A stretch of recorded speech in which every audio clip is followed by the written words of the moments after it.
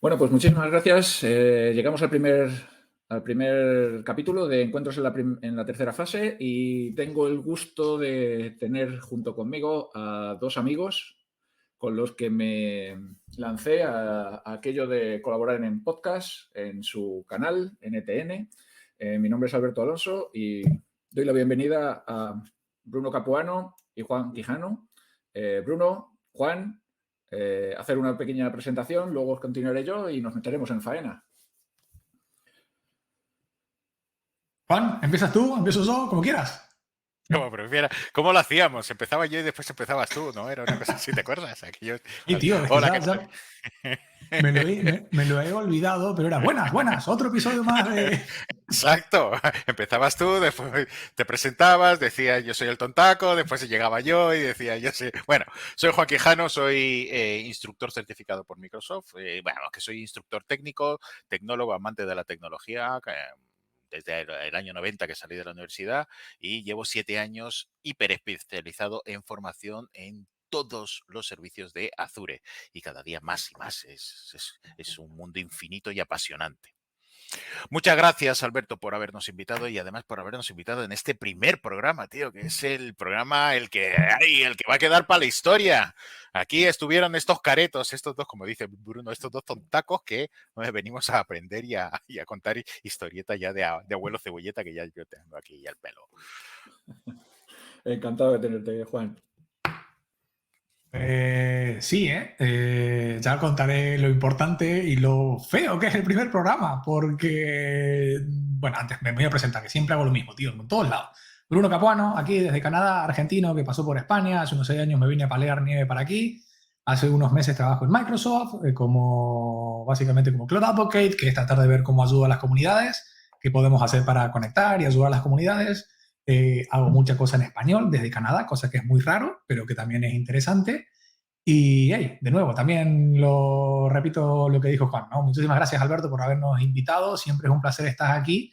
Y es un placer también estar en el primer episodio, porque yo, por ejemplo, en el podcast, en No Tiene Nombre, el primer episodio, ¡puy! ¡Qué vergüenza, tío! Grabado con un audio pésimo, con amigos desde Sevilla y Málaga que hablaban de una cosa bonita, pero hoy lo escucho y digo, madre mía. Pero yo creo que pasa en todos lados, ¿no? Si tú agarras un podcast o tú agarras un live streaming o lo que sea y empiezas a ver los episodios en orden descendente, es como que va cada vez a peor. Es como que peor calidad, peor sonido, peor dinámica entre la gente y todo. Por eso está bueno esto, ¿no? Porque el listón se pone muy bajo, tenemos el listón bajo con Juan, y de aquí para arriba, de aquí solamente se puede ir a mejor. A mí me gusta el primer episodio. ¿Nos hemos puesto la tirita antes de empezar o qué? Si no vuelves a hacer ningún podcast más, no es culpa nuestra. Vale, avisamos. No es. Perfecto. Bueno, yo también me presento. Soy Alberto Alonso. Soy la persona que ha tomado la iniciativa de lanzar esta comunidad, este meetup. Y bueno, qué mejor forma de hacerlo que contar con estos dos cracks y pasar a la agenda de hoy. La idea es que hablemos un poquito de la transformación digital, ¿no? Aprovechando que tenemos los inputs de la parte de Juan, ¿no? De todo lo que es la formación, que está lidiando con las nuevas generaciones. Tenemos el buen hacer y buen saber de Bruno, ¿no? Que, bueno, tiene mucha experiencia, primero con sus 14 MVPs, que creo que no lo has comentado, ¿no? Y ahora, bueno, pues todo el mundo del desarrollo y luego, bueno, pues lo que buenamente pueda aportar yo, que soy un farmacéutico metido al sector de IT. O sea, que tenemos dónde lidiar, ¿no? Y la idea es, bueno, pues seguir un poquillo el tema de esta transformación digital, la inteligencia artificial que nos apasiona. Tanto es así que en los dos podcasts con los que he colaborado con vosotros en vuestro canal, no tiene nombre, en los dos hemos hablado de inteligencia artificial, tanto en el último charlando sobre el libro de los 9 gigantes de AmiWeb, ¿no? Como en el previo, que estuvimos hablando un poco de ML y bueno, de las cosas que se veía por ahí. Y en el último punto sí que quiero dejar ahí algunas píldoras y ver cómo vosotros enfocáis el futuro y qué ideas tenéis o qué tips o takeaways podremos coger de cara a ver cuál va a ser el nuevo hype o dónde va a estar exactamente o desde vuestro punto de vista, dónde pensáis que puede estar el siguiente escalón, ¿no? ¿Hacia dónde nos dirigimos? Bueno, pues llegando aquí, Vamos a empezar. Empezamos con la parte de transformación digital. En la parte de transformación digital me generó una pregunta. ¿Seguimos en pañales? Esto os lo lanzo, ¿no? En los últimos 10 años se viene hablando de transformación digital, pero siempre hay quien nos dice que un alto porcentaje de casos de transformación digital no llegan a buen término. ¿Cuáles son las razones que vosotros entendéis que pueden ser lo que está afectando? Es decir, la velocidad de los lanzamientos, hay mucho hype detrás, los grandes players apretan demasiado, los clientes se atragantan. ¿Cómo lo veis? ¿Quién empieza? Sí, como empiece yo, después no me callo, ¿eh? Como Vale. quiera. Yo creo que tenemos que partir de bases, no de bases diferentes, de primero entender que el concepto de transformación digital es un concepto que depende mucho de los ojos con que lo mires. De quién esté, o sea, quién defina la transformación digital. La transformación digital, nosotros podríamos decir que es, pues eso, vamos a partir del mundo analógico, nos vamos a ir hacia el mundo digital para optimizar procesos, para aumentar recursos, La realidad es que la inmensa mayoría del mundo está lejos de una transformación digital porque directamente no va a poder acceder a ello. En nuestro primer mundo tenemos una parte de transformación digital que es puro humo. Puro humo. Es cierto que hay muchas cosas que se podrían mejorar. Yo, por ejemplo, en mi caso específico, que tengo la visión cercana de la función pública, hay un esfuerzo de transformación digital brutal, pero al mismo tiempo estás diciendo, madre de Dios, cuántas cosas os quedan por hacer. Cosas que en la sociedad privada ya se hacen, ya existen, ya son normales. Es cierto que la pandemia ha empujado, por ejemplo, en el mundo occidental, ha empujado mucho hacia el concepto de digital por narices, porque no había más, porque había que seguir trabajando y tuvieron que adoptarlo. Pero sí estoy totalmente de acuerdo en que se sigue vendiendo mucho humo y que seguimos teniendo un problema en nuestro sector, y hablo del sector de la tecnología en general y del desarrollo en general, en particular, tenemos un problema de que utilizamos la tecnología para generar proyectos que nos den beneficios. Y lo importante no es el valor que se entrega, sino el proyecto y poderlo cobrar. Entonces, muchas veces, en los fallos que hay en la migración a un concepto digital no es tanto porque no haya los medios o no haya el conocimiento, sino porque literalmente lo que se está buscando es el negocio en vez de la transformación en sí, y los que deciden demasiadas veces no tienen suficientes conocimientos para poder entender si realmente lo que quieren hacer es lo que necesitan, ¿no? Porque la transformación digital no es un camino, es una maraña de caminos y una maraña de tecnologías. Entonces, yo personalmente creo que hemos avanzado mucho. También es cierto que, insisto, tengo canas, me acuerdo de cuando todo era analógico, hemos avanzado muchísimo como sociedad hacia el concepto digital y las empresas. Hoy en día prácticamente ninguna empresa tiene servidores en chain en on-premise, todos están trabajando en online. Eso es digitalización. Aunque parezca mentira, pero son aspectos digitales. El irse a un cloud, yo con mi gestoría ya no trabajo en analógico, ya no les llevo ni tan siquiera las facturas. O sea, yo tengo mi plataforma en donde introduzco mis datos y es absolutamente todo digital. El trabajo con la función pública cuando es de cobrar es todo digital. Cuando ellos tienen que pagar, la cosa se complica mucho y entonces te empiezan a pedir papeles por triplicados en sellado. Pero cuando es ellos cobrar, todo es digital. O sea, esa transformación ya existe. Yo creo que ahora mismo el mayor problema, para mí, la causa de que haya esos titulares, primero que son clickbait. Eso, estamos todos de acuerdo. Esos titulares son clickbait. Las cosas el 70% de los proyectos, yo dudo mucho que todo entero haya sido un desastre y se haya tirado el dinero y hayan vuelto a los papelones en donde tienen las carpetas de anillas con la documentación en papel. Lo dudo muchísimo. Pero aún así, sí creo que es más una cuestión del modelo de negocio de quien te está ayudando hacia hacer esa transformación digital, que en sí el propio proyecto y las capacidades que tenemos ahora mismo para poderlo hacer. Bueno. Es decir, me quedo con dos comentarios o dos highlights. Uno es, me da la sensación de que queremos correr antes que andar, y el segundo es que no se aterriza técnicamente lo que negocio quiere. ¿no? Eso podrían ser dos buenas Sí. extracciones resumiendo tu parte. Sí, yo si acaso diría que hay momentos en donde ni tan siquiera el negocio sabe exactamente qué es lo que quiere. Saben que quieren algo. Saben que quieren un rendimiento mejor o una productividad mejor o eliminar enrozamiento entre las comunicaciones o conseguir acceder a sus clientes de una manera más óptima o con mejores rendimientos. Y no saben cómo hacerlo. Y entonces le preguntan a una empresa tecnológica, oye, ¿cómo hago esto? Y entonces vamos y le vendemos un Office 365 directamente. Oye, no, mira, esto significa, y me vas a comprar 450 licencias o 4.500 licencias o 50.000 licencias de mi herramienta, que es la que me va a dar.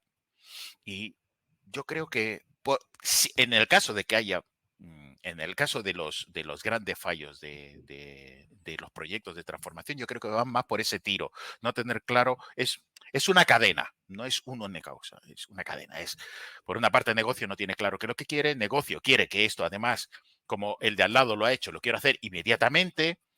Por otro lado, los comerciales que te están, o los comerciales o los que los partners te están vendiendo un proyecto que obviamente lo que quieren es ganar dinero. Es un poco, pues eso, pues estamos empujando todos para intentar llegar a un sitio que tampoco, yo creo que si le preguntamos a la inmensa mayoría de las personas qué es un proyecto de transformación digital, vamos a dar una conclusión o una definición diferente. De hecho, si aquí nosotros tres dijéramos qué creemos que es un proyecto de transformación digital, posiblemente los tres diríamos algo diferente. Iríamos a la Wikipedia. Eso. Allí donde se pega la gente por editar. Ahí, ese sitio. Hay que preguntar en Twitter, tío. En Twitter seguro que está la respuesta y la gente es muy amable y en Twitter vamos a tener gente que delicadamente y con mucho don de comunicación, de gente y mucha entidad te explica. A ver, yo aquí es complicado, ¿no? Porque aquí se habla mucho de, por ejemplo, cuando dicen estos proyectos que el 80% han fallado. ¿No sabe que ha fallado algo? ¿Cuál es la métrica, ¿no? ¿Qué consideras que es éxito en transformación digital? O simplemente decir que es muy complicado. Yo lo que veo es que, por ejemplo, muchas veces hay empresas, y esto lo hemos visto creo que casi todos, se lanzan a hacer un proyecto de transformación digital, lo que sea, y lo primero que quieren hacer es pongamos herramientas como de, no sé, de mensajería instantánea, tipo Teams. Y se hace todo un despliegue de herramientas, bla, bla, bla. No voy a entrar en la parte de herramientas. Pero al final, la gente que trabaja terminan trabajando y colaborando con un grupo de WhatsApp. Y muy pocas veces yo veo que alguien frena y dice, hey, ¿por qué si hemos puesto todo esto, que es una herramienta, una plataforma espectacular, y ya sé, estoy barriendo para mi casa, bla, bla, bla, ¿por qué la gente sigue colaborando en WhatsApp? ¿Qué es la diferencia? ¿Qué es lo que necesita, en este caso nuestros usuarios, en nuestro caso la organización, etcétera, para cambiar? Y todo esto me tira muy atrás a mí porque muy pocas veces he visto que la gente se haga estas preguntas. Yo siempre veo que la gente, que los trabajadores desde abajo terminan encontrando workarounds para seguir trabajando. Y es para decir, hey, ¿qué significa la transformación digital acá? Vemos muchas veces empieza por el producto o por la mega consultora que haga pim, pum, pam, todo a lo bestia. ¿Y qué necesitamos? ¿Qué queremos cambiar? Yo entiendo un poco lo que decía también ahí, ¿no? El COVID ha forzado a todo el mundo que trabaje en remoto. Sí. ¿Eso es bueno o malo? Pues bueno, en algunas cosas es bueno, pero en otras cosas hay que tener cuidado porque tampoco es que todo el mundo esté en remoto es bueno.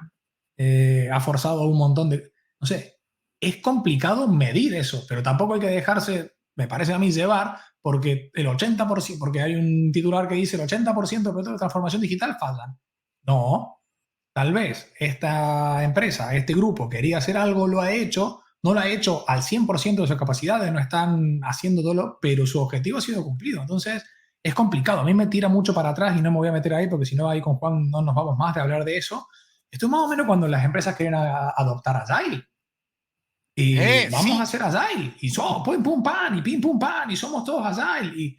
Y no, al final, cuando pasa mucho tiempo, lo que te das cuenta es que para que algo funcione realmente bien, no es empezar a hacer Scrum, no es tener post-it por todos lados. Es un cambio de cultura, es un cambio de entender a dónde quieres llegar y cómo quieres llegar, qué es lo que realmente, capaz que ni te hacía falta hacer Agile, capaz que con lo que estás haciendo te funciona, ajustando aquí, allá y allá, te funciona mejor. Pero en una época Agile estaba en la boca de todos y había gente que vivía de decir que Agile no funciona, que Agile falla. ¿Por qué falla Agile? Porque hoy es lo mismo. Yo creo que es mucho clickbait. Lo que sí es cierto es que estamos cada vez más digitales. Mira nosotros, por ejemplo. Yo, tío Alberto, tío, no nos hemos conocido. Hemos colaborado en un par de veces, hemos chateado Totalmente. desde LinkedIn, etcétera. Y aquí estamos. Entonces, hay un componente que te ayuda a conectar gente, a compartir contenidos, a compartir conocimientos, a crecer. Y eso es todo digital. Ahora, ¿cómo haces que eso aporte valor a una empresa, que es donde hablamos de transformación digital? Ese es el tema, creo que es complicado. Y ojo, aquí viendo los artículos, he hecho una búsqueda rápida, me ha aparecido más de 6, en español solamente, más de 6 millones de artículos de por qué falla la transformación digital. Tiene que empezar de arriba para abajo, tiene que empezar de abajo para arriba. Tío, hay Eh, eh, mucho humo.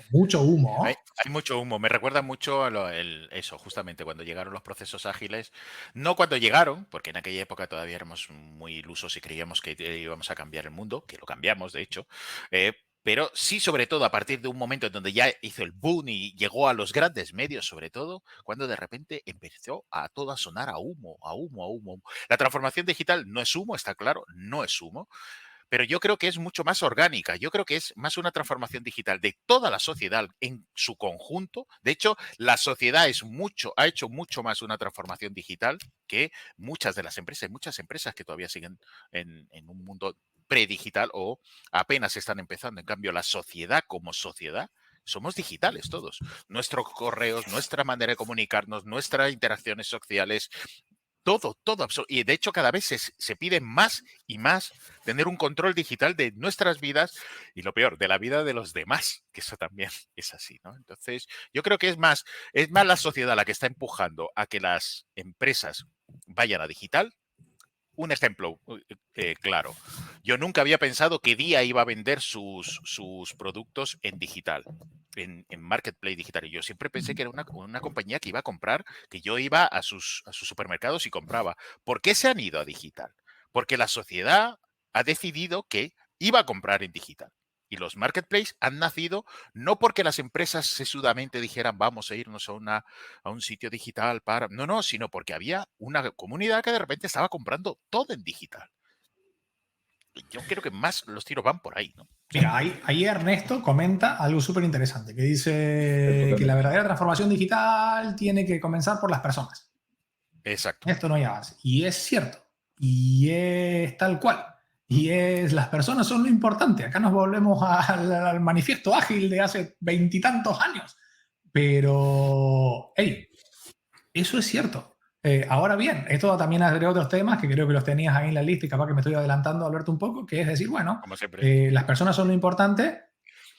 ¿Qué pasa ahora con todo digital, donde puedes trabajar de cualquier lugar del mundo? ¿Qué pasa? La gente va a dejar de venir a vivir a Canadá para trabajar en una empresa, van a ir a vivir a Aruba, que parece que es más bonito que Canadá, que está nevando. Parece que Aruba, la gente prefiere Aruba o Málaga eh, para ir a vivir en lugar de un sitio hosco y duro. Pero, hey, eh, no es que la transformación digital ha fallado, sino que no estamos viendo en dónde ha sido realmente exitosa y cómo ahora el talento se puede exportar, traer y demás así sin tener que mover a la gente, sin tener que conectar. Es un tema complicado, pero vuelvo a lo de Ernesto, la gente es lo importante y las personas son las que están moviendo este tipo de cosas. A mí me da, por ejemplo, me pone muy contento el equipo nuevo en el que estoy trabajando, un equipo global, Sydney, Nueva York, China, India, bla, bla, bla. Estamos todos conectados, no hemos visto nunca. Y ahí estás, nosotros, no te has visto nunca. ¿Qué pasa? ¿Quieres trabajar para una empresa global? Hoy ya antes tenías que ir a vivir a San Francisco, tenías que vivir a no sé dónde. Hoy ya, mira, ¿dónde vives? Pues no sé, por aquí, por allá. Tal vez tiene oportunidad de trabajar, pues sí, y ahí vas. Para mí Sí, ese aspecto es genial. totalmente. Estoy totalmente de acuerdo con vosotros con respecto a lo que decíais. La persona obliga y la persona es la que marca la velocidad. Quizá por eso es por lo que en algunas ocasiones, ¿no? Si la velocidad pasa de que realmente sea el equipo el equipo de la empresa o la gente, ¿no? Lo que esté demandando una serie de pasos dentro de lo que es o de adopciones tecnológicas, si esa velocidad se incrementa por encima de lo que realmente una empresa puede sostener o dar cabida, ¿creéis que ahí puede haber uno de los desencadenantes de que se frustre la transformación digital, es decir, que se vea con la necesidad de acelerar el paso y que termine quebrando en ese aspecto, no adoptando, pongamos por caso, de unas arquitecturas de datos, ¿no? Empiezan a querer monitorizar todo lo que se cuece en Twitter. Tienen que saltar del batch al streaming y empiezan a tener un conflicto porque no pueden. Es como cuando quieres abrir una manguera y la manguera no da de sí. Se termina explotando, ¿no? Quizá estamos viviendo demasiado del impulso de los grandes players, de lanzamientos continuos, cambios de tecnología continuos. Vamos más deprisa o queremos ir corriendo cuando todavía no podemos ir ligeros. No, pero mira, ahí Ernesto vuelve a decir, ¿no? Como decían que muchas veces piensan de que digital es tener un iPad y ya está.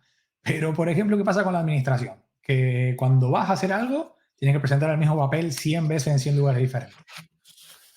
Ahí hay un problema de raíz que no viene dado no viene dado por lo que presente Microsoft, Amazon, Facebook, no viene dado por los players, sino que es una cuestión de cultura. Y lamentablemente la función pública suele ser un sitio donde el cambio cultural, madre mía, pues eso no es lento, eso es lo siguiente, eso sí que cuesta. Y cuesta de una forma rara, porque yo creo que todo el mundo tendría que ser más feliz si cuando vas a hacer un trámite le ayudas, no solamente yo como usuario que voy a hacer algo y me faltan documentos, tengo que presentarlo 100 veces. Del otro lado, la persona que está también atendiendo, pues no quiere estar hablando conmigo 20 veces y pedirme 20 veces las cosas. Yo creo que debería ayudar a todo el mismo. Es un problema cultural, creo yo. Es un problema cultural porque no se entiende. Ahora bien, no lo entiendes, no lo tienes, no lo ves. Súmale eso lo que tú decías recién, Alberto, tienes la presión de que, ¡hala, mira, acá tenemos el nuevo Teams con no sé qué cosa! Pues mira, ahora en Zoom puedes rascarte la oreja con la mano y todos queremos rascar. El balance de todo eso es complicado, pero yo volvería a lo principal. ¿Qué queremos hacer? ¿Cómo queremos medir esto? Si yo quiero, por ejemplo, digitalizar algo y mi objetivo va a ser que en 2 años se eviten toda esta duplicación de información, etcétera, así, pues a los 2 años tendría que ver qué tanto he llegado. Y eso es transformación. Eso es digitalizado, una serie de documentos, bla, bla, bla, y ahí está. No va por lo rápido que pueda hacer el sistema para digitalizar, sino cómo realmente está funcionando. Esas son las preguntas complicadas. Ojos, aquí también, y yo no me voy a meter ahí, se meten en temas como qué tan complicados son de definir estos proyectos, quiénes los hacen, cómo los hacen, pim, pum, pam. Eso es lento en todo el mundo. Pero mira, Julio dice acá también, la transformación requiere un plan previo. Sí, Yo no estoy de tal acuerdo. cual. No, Necesitas saber.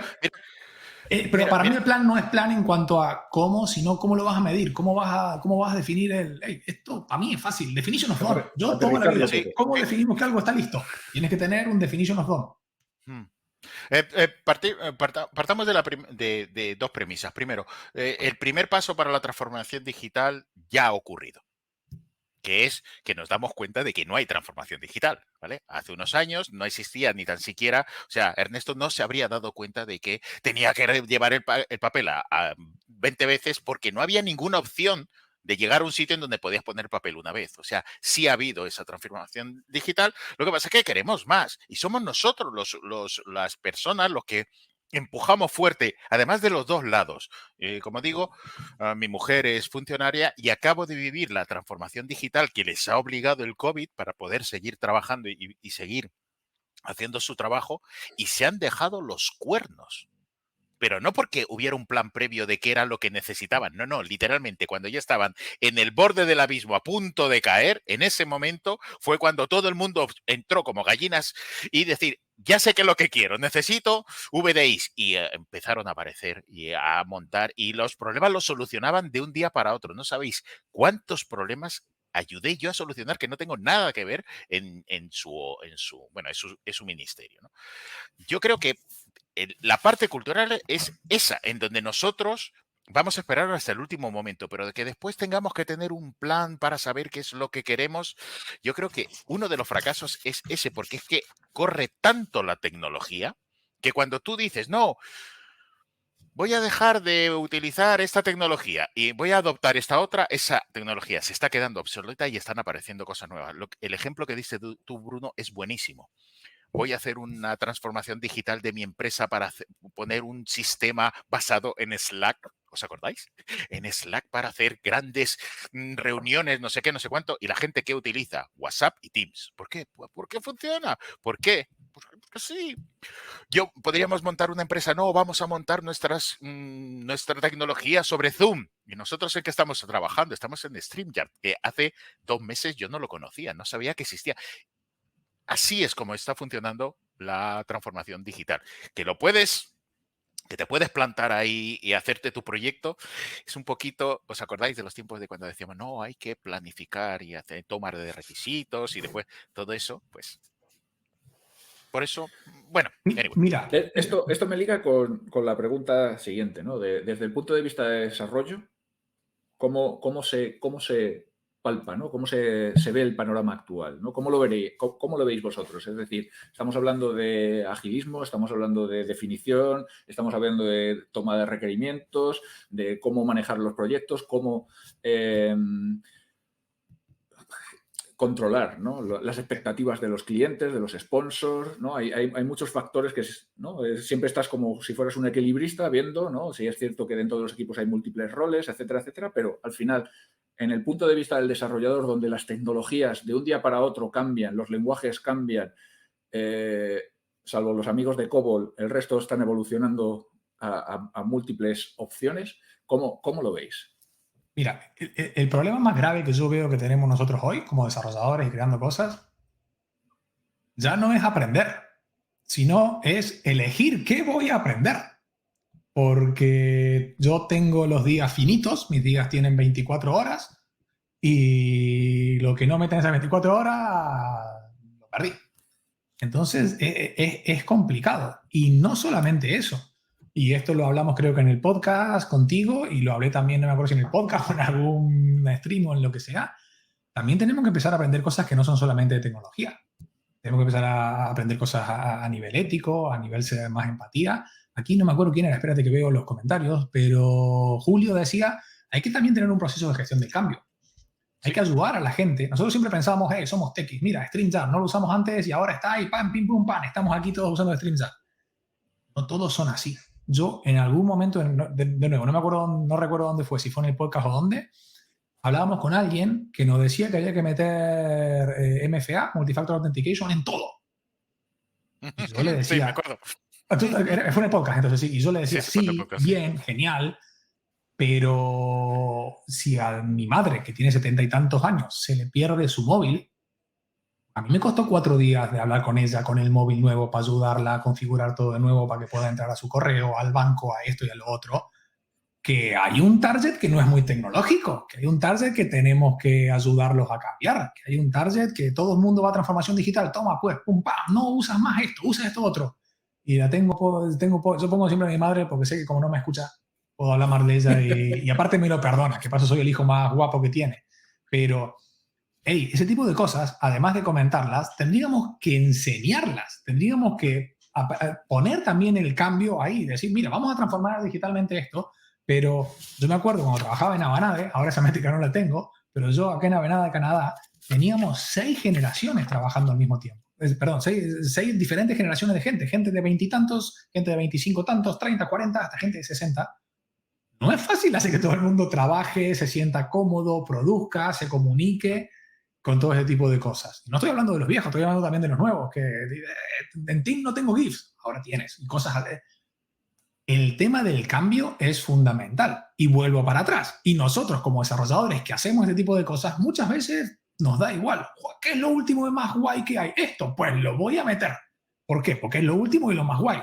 ¿Funciona? No tengo ni idea. ¿Lo van a usar? Pues menos tampoco me importa. Pero ahí está. ¡Pum! Y lo he metido. Jolines. Y yo reconozco a todos, les pido perdón, que yo soy el primero que he hecho un montón de esas cosas porque a mí me apasiona la tecnología y me apasiona todo lo nuevo. Pero si es que como te vas volviendo más viejuno, vas aprendiendo esto de que, jolines, hay que pensar en la otra gente. Hay que empezar a hablar de ética, de empatía, de cómo vas a hacer ese tipo de cosas. Y no es fácil. Y la transformación digital y el ser programador y hacer aplicaciones es cada vez más difícil porque aquí Juan se lo puede contar. Tenemos tantas opciones para hacer lo mismo en Azure, por ejemplo, cuando tienes que elegir qué estudias, cómo lo haces y en qué tiempo lo vas a hacer, pues ya esas preguntas te pueden arruinar una semana solamente de dormir por la noche porque lo puedo hacer de tres formas diferentes. Bueno, y si lo hago de esta, no sé cómo va a funcionar, si va a funcionar bien o va a funcionar mal, y si lo van a usar o no lo van a usar, jolín, es un Sí. temita interesante. He abierto De hecho, 25 melones, perdón.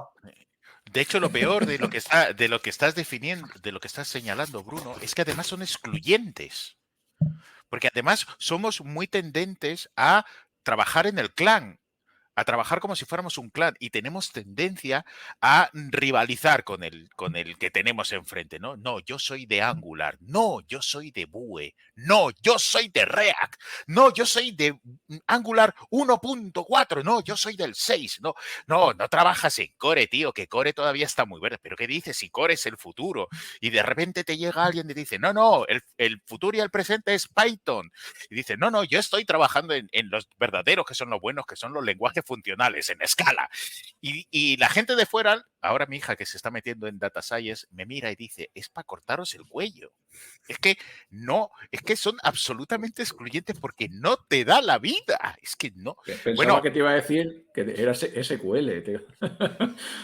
no, me he dicho, no, he aprendido de SQL y yo pensando, bien, ahí SQL, con Siempre eso habrá vas a trabajo. trabajar toda la vida. Siempre habrá trabajo. Después hay otra cosa que, retomando un poquito la pregunta de Alberto, porque nos hemos ido un poquito hacia otro. Bueno, pero Retomando así la es como pregunta nos de la Alberto, gastamos.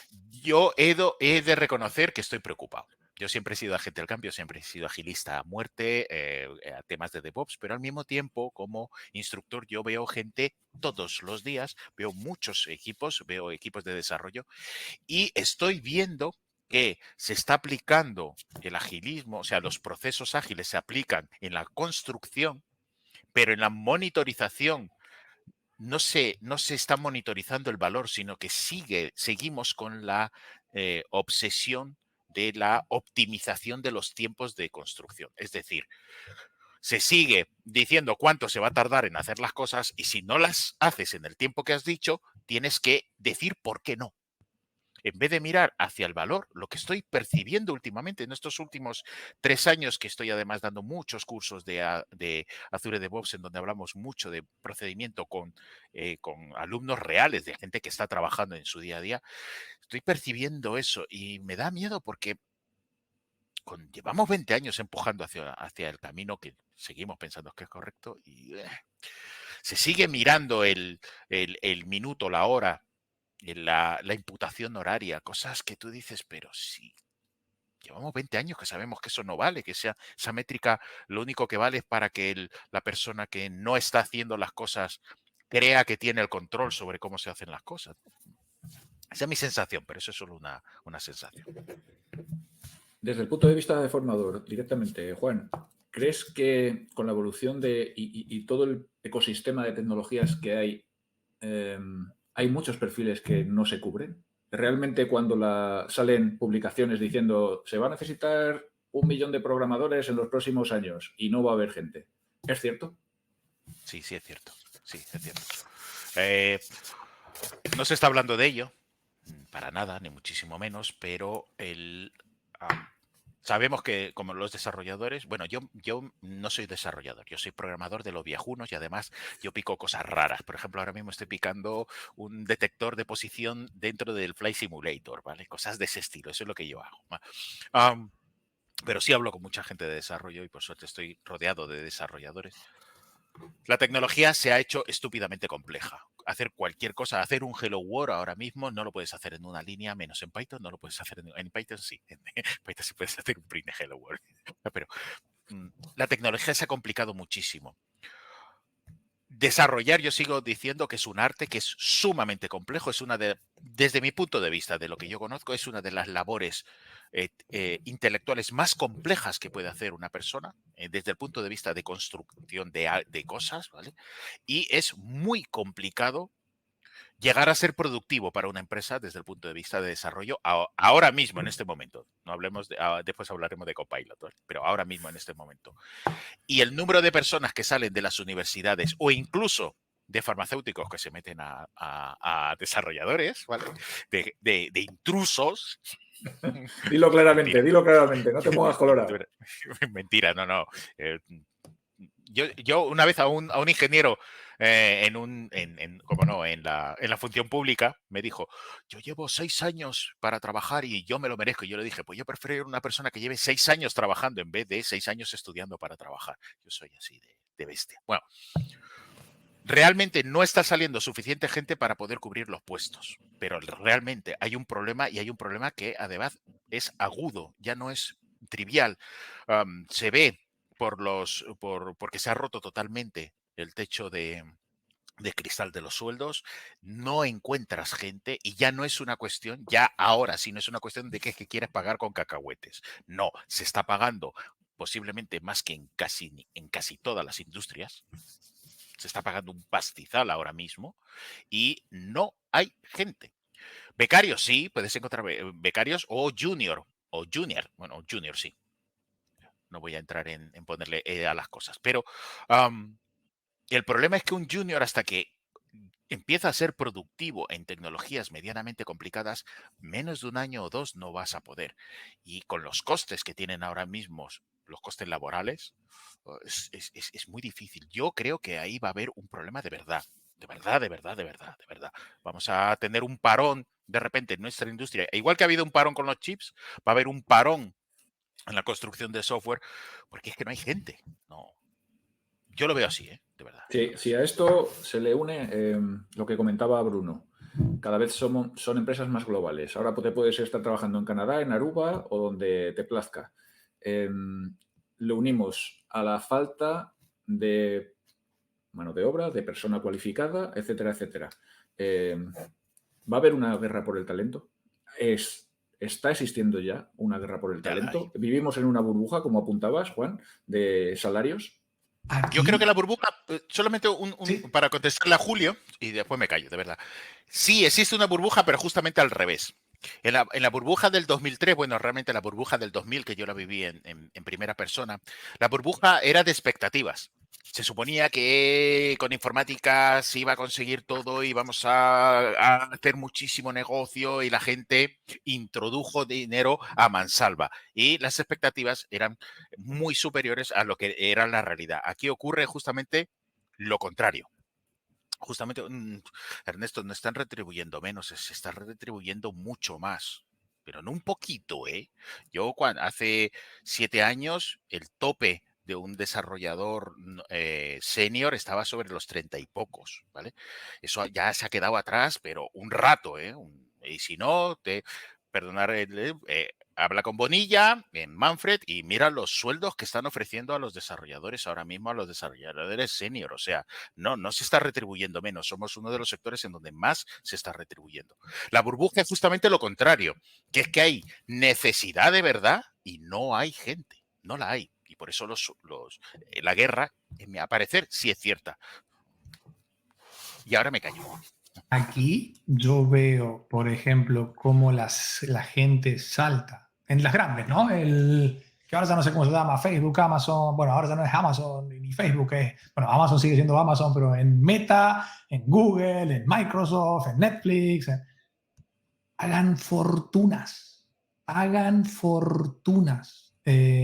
para un ingeniero junior, es impresionante, y ve gente cómo salta de un sitio a otro. Y ojo, no solamente son todos técnicos, hay mucha gente que entra para trabajar como un program manager, y un program manager no es la persona que está tirando líneas, ni tampoco es un project manager, es una persona que está ayudando a que un producto, un objetivo salga adelante, que tiene una responsabilidad técnica, y pagan fortunas. Y yo aquí veo cómo, y no sé si es cuestión de Norteamérica versus Europa versus Asia versus donde sea, la gente salta, la gente se queda, te vas aquí, te vas allá. Ojo, esas fortunas que te pagan tampoco son no, porque te pagan en stocks, pero numerazos. Entonces, ¿qué pasa? Pues que empiezas a pensarte, jolines, yo estoy contento aquí, pero si 2 más 2 me dan 4 y allá 2 más 2 me dan 16, me voy allá y en un año vuelvo que hago un 4 aquí. Es complicadísimo. Ahora bien, lo que a mí no me gusta de todo esto es que la necesidad que hay de cubrir estos puestos hablemos de programadores, por ejemplo, y hablemos de programadores JavaScript, que es lo que a mí no me gusta. Pero ahí estamos. La necesidad que hay de cubrir programadores front-end de JavaScript, por ejemplo, hace que también surja mucha gente que en lugar de dedicar tiempo en formarse, estudiar, ser profesional, etcétera, piensan que un cursito rápido de un par de semanas los va a estar preparados para eso. Entonces, ¿qué hacen? Hacen un cursito rápido de un par de semanas por 4 duros de alguien que para mí les está mintiendo y me da muchísimo coraje. ¿Y qué pasa? Cuando sale a la calle esa persona con 2 semanas, 3 semanas de formación, va a buscar trabajo, a esa persona le van a pagar menos, porque no le van a pagar lo mismo al que se estaba formando durante 2 años para llegar ahí, etcétera. Y es un mercado que es muy de cristal. Entonces, ¿pero qué pasa? Que paga menos, va a pagar menos, luego lo que va a tener va a ser con consultoría de toda la vida, que eso no funciona, llegan los bomberos al final. Bueno, es un tema complicadísimo, pero necesidad está ahí. Está ahí. ¿Qué pasa? Hay algunos que pueden pagar mucho y hay otros que pueden pagar menos. Yo veo cómo empresas que son más chicas en cuanto a capacidad deben tener un problema muy grave ahora, porque ¿cómo compito yo, que estoy viviendo en un pueblo en el medio de Canadá, para tener talento aquí, cuando la gente que vive en el pueblo en medio de Canadá puede trabajar para Uber? Uber no me gusta como empresa, pero para poner un ejemplo, y van a ganar un pastizal sin tener que mudarse a San Francisco, o para Netflix, o para el que sea.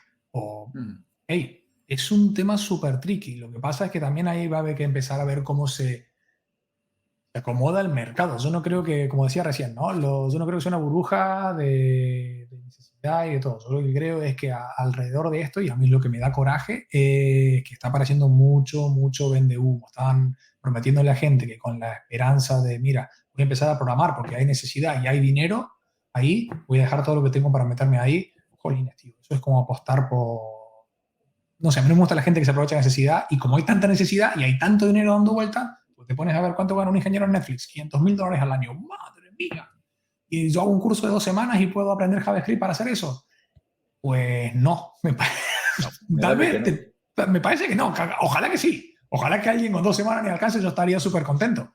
Pero es un tema complicadísimo, tío. Y yo soy el primero en admitir que a mí se me escapan un montón de variables para tener una opinión completa y formada al respecto. Solamente puedo decir yo lo que cuesta trabajar en ese nivel, porque lo puedo compartir, lo puedo ver, y también puedo comentar donde, hey, no hace falta que estés en este nivel. Puedes estar 1, 2, 3, 10 niveles más abajo y puedes trabajar ahí. No todo el mundo tiene que ser un crack. No todo tiene que ser Martin Fowler. Siendo mucho menos que Martin Fowler, como en mi caso, puedes llegar lejos. Pero también hay que saber hasta dónde vas a llegar y tiene que acompañarse con un mercado que sea coherente. Oye, yo estoy viendo, tío, aquí en Norteamérica el salto que hay entre las grandes, y es un círculo, ¿eh? Estaba aquí, se fue a Facebook, se fue a Amazon, vino a Microsoft, se fue a Netflix, volvió acá, es así, es un círculo, ¡guau, tío! Flipo. Sí, hay ciertos perfiles que en LinkedIn cada 6 meses les cambia el titular. No, eso sí es cierto. Tal cual. Sí. Me ha gustado lo que apuntabas, Bruno, de tú mismo gestionar tus propias expectativas y ser coherente, ¿no? Decimos, todos queremos llegar a lo más, pero a lo mejor debemos trazar esa introspección y realmente ser francos con nosotros y decir, bueno, estoy dispuesto a pagar el peaje que me supone estar, lo que apuntaba Ernesto, por ejemplo, que no me da la vida estudiando para poder el día de mañana subir ese peldaño adicional, o dónde me quiero posicionar, ¿no? Eso también abriría un debate interesante, ¿no? El cómo gestionar las... Antes hablábamos de los sponsors, ¿no? De las expectativas de los clientes y demás, pero y las propias, ¿no? Eso dará para otro tema, ¿no? Lo de la gran renuncia que se está viviendo, por ejemplo, en Estados Unidos, de gente que está terminando muy quemada, ¿no? Porque al final, bueno, pues entre unas cosas tampoco lo tiene todo claro. Luego, bueno, pues la globalización, etcétera, bueno, pues va influyendo bastante. O sea que sí, ciertamente aquí hay chicha. Pero mira, ahí yo he visto empresas, porque hace unos años en las grandes, y esto es lo que somos más viejos, lo hemos vivido, existía el up or out. Si cada un par de años no te promocionaban, te abrían la puerta para que te vayas. Eso era horrible, tío. Eso era una presión sobre tú como persona y que era terrible. Más que nada cuando trabajas en consultoría y muchas veces llega a un puesto donde para seguir subiendo te olvidas de ser consultor y tienes que ser manager. Y no a todo el mundo le gusta el management. A mí no me gusta, por ejemplo. y no es lo tuyo. Entonces, ¿qué pasa? O subo o me echan y bueno, es horrible. Hoy han cambiado muchas empresas y no te digo que te den la carrera técnica para que se pueda seguir creciendo como técnico, sino que dicen, mira, tú ya has llegado hasta aquí, con lo que haces hasta aquí eres feliz, no te vamos a presionar para que vayas para aquí o para allá, sino que si sabemos cómo tú puedes dar y tratemos de hacer el mejor negocio para los dos, porque a nadie le conviene que su plantilla rote. Lo caro que sale un empleado nuevo es dificilísimo de ponerlo en números. Yo lo viví desde los dos lados hace poco, cuando me fui y cuando entré, hablando mucho con recursos humanos y cosas por el estilo. Es brutalmente, y no estoy hablando de la nómina ni el ordenador que te envían. No. Para que alguien sea productivo en cosas tan tontas como hacer expensas, entender cómo funcionan los procesos internos, conocer quién es quién y cosas así, pueden pasar un año. Y si esa persona se te va al año, todo ese tiempo que has invertido como empresa en que esa persona es durísimo. Entonces, hey, tú realmente quieres presionar a tu gente interna para que hagan más, quieres dejarle a la gente interna para que salga. Lo que tú decías recién, yo quiero ponerme un objetivo tan descabellado como trabajar en bla, bla, bla, cuando tengo que invertir todo ese tiempo, o donde estoy, con lo que hago me alcanza, estoy bien, soy feliz. Volvemos a tu pregunta anterior. Hay tanta presión también del mercado externo que tú dices, yo con lo que estoy me alcanza, soy feliz, pero capaz que dentro de 3 años no tengo más trabajo, porque conozco Azure 1.1 y dentro de 2 años está Azure 2.2. Es igual. Jolines, lo van a buscar debajo de la piedra. Es complicado. Sí. Yo, en los desarrolladores reciben presión, pero yo os puedo decir que ahora cualquier persona que tenga la palabra Azure en su currículum, que se prepare, porque es que es Mirad que yo tengo 54 tacos, que comúnmente a mí no me deberían de ofrecer trabajo. Pues no hay día en que no digo que no. No lo hay, no hay día. Y yo no soy consultor desde hace 6 años, casi 7. Yo lo único que hago es aprender para dar formación y hacer mis pequeñas cosas. Y no hay día en que no me ofrezcan trabajo. Es brutal la necesidad que se necesita ahora de conocimiento en el cloud, porque ahora es la moda y todo el mundo se está yendo al cloud. Todo estamos hasta arriba de trabajo todos. Entonces. Perfecto. Yo aquí simplemente un comentario. Creo que el término transformación, que viene a ser ir de un punto a otro, a mí se me queda pequeño. Yo, hilándolo con lo del valor de las personas, creo que me iría más a algo de cultura digital. No sé qué opináis. Estoy de acuerdo. Yo estoy totalmente de acuerdo con ese concepto. Yo más que creo que una transformación digital, estamos mucho más, es un término un poquito viejuno, perdonar, pero el de la sociedad de la información, que nació en los años 2000, en la primera década de este siglo, nació el concepto de sociedad de la información, ahora sería la sociedad digital. Es un tema cultural. Primero, lo tenemos que interiorizar, eso la mayoría de las personas ya lo tenemos interiorizado, por lo que decía, ya nuestras relaciones interpersonales, interprofesionales, casi todas son digitales, y ahora yo creo que a partir de ahí tiene que haber una cultura digital, y una vez que haya una cultura digital, entonces acceder a lo que sería ya una transformación digital. En eso sí le doy la razón a Julio, que tienes que saber por lo menos qué es lo que quieres, ¿no? O sea, qué es lo que quieres, qué significa para ti digital, ¿no? Porque si no, bueno, pues si no puedes caer lamentablemente en manos de un. Pero sí, estoy totalmente de acuerdo contigo, Alberto, que tiene que ser una cuestión cultural, no un guión, un proyecto que diga tenemos que terminar dentro de 3 años con nuestro portal y nuestro correo. Y no, tiene que ser una cuestión de eso, de la cultura de la empresa, de la cultura de la sociedad, creo. Genial. Si os parece, vamos a saltar a otro capítulo que nos apasiona a todos los que estamos aquí, que es la inteligencia artificial.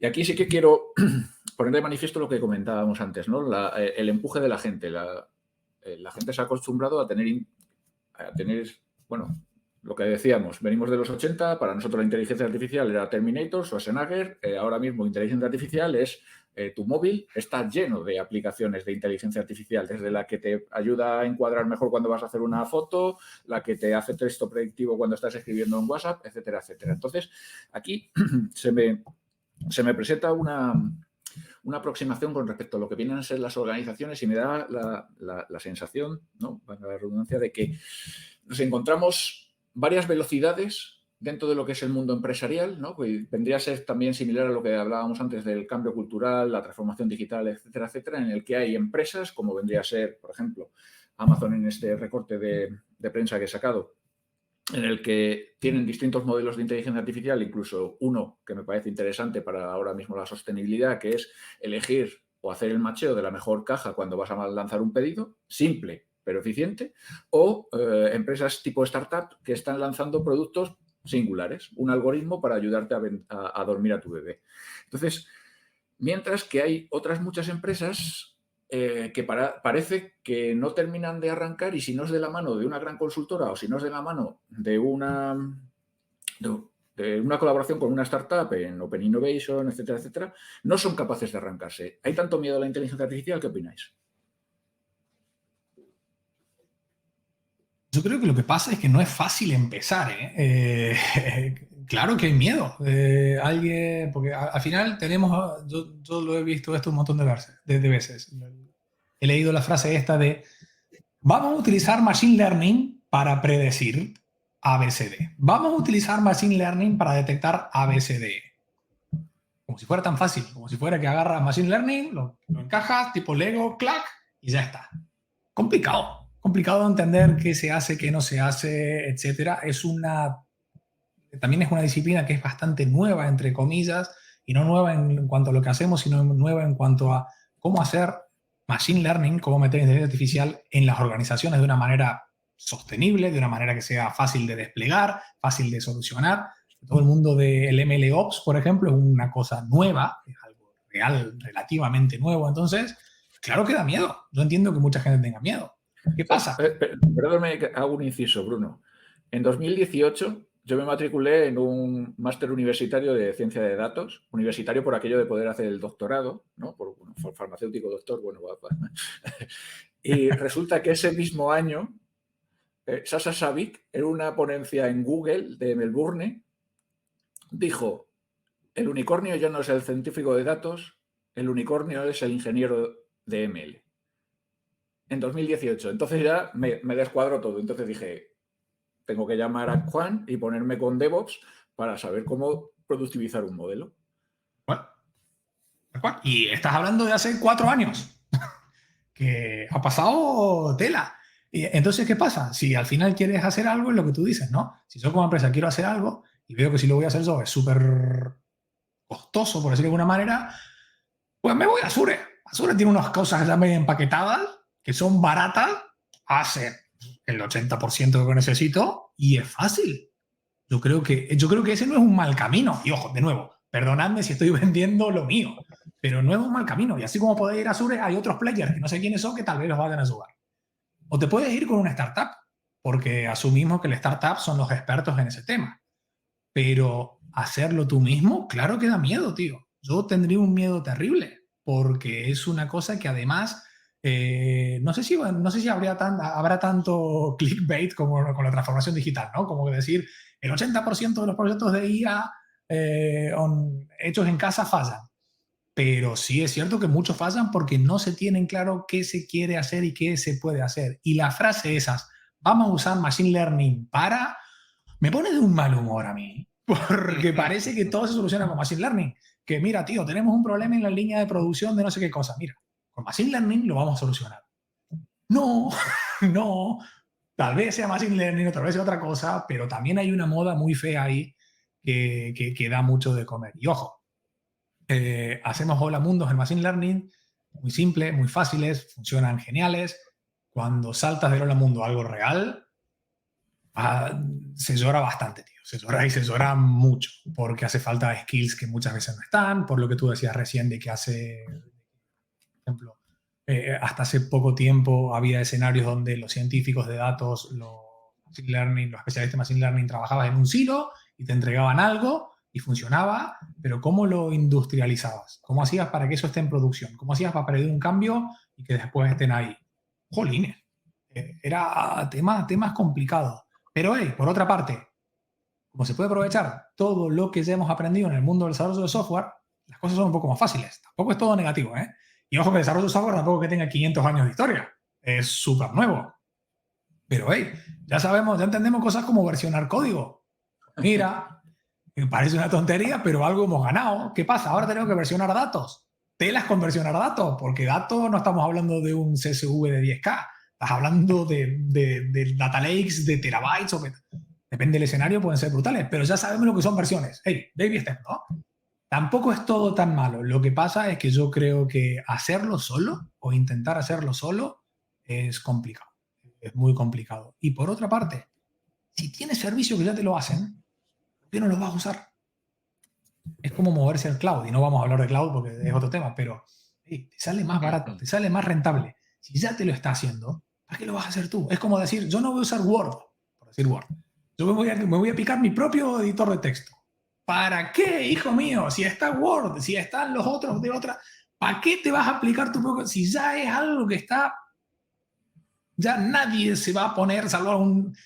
No se me ocurriría a mí, y tal vez exista, si a alguien se le ocurre en la audiencia, por favor, que lo comente, un escenario donde tengas la necesidad de crearte tu procesador de texto. Salvo que sea porque lo hagas para aprender Python. Bueno, perfecto, ahí lo entiendo. O porque sea un proyecto de la universidad también. Pero si esas cosas están, pues que las uses. Tienes ahí Azure con su GSLA que van súper bien, tienes definido el dominio de lo que se puede hacer y que no se puede hacer. Pues yo soy muy de usar lo que ya existe, ¿eh? Y yo, mi teoría al futuro, y me estoy saltando la tercera parte, es que dentro de unos pocos años, cada vez vamos a programar menos. Lo que nos vamos a dedicar es estar todo el día conectando cosas que ya existen.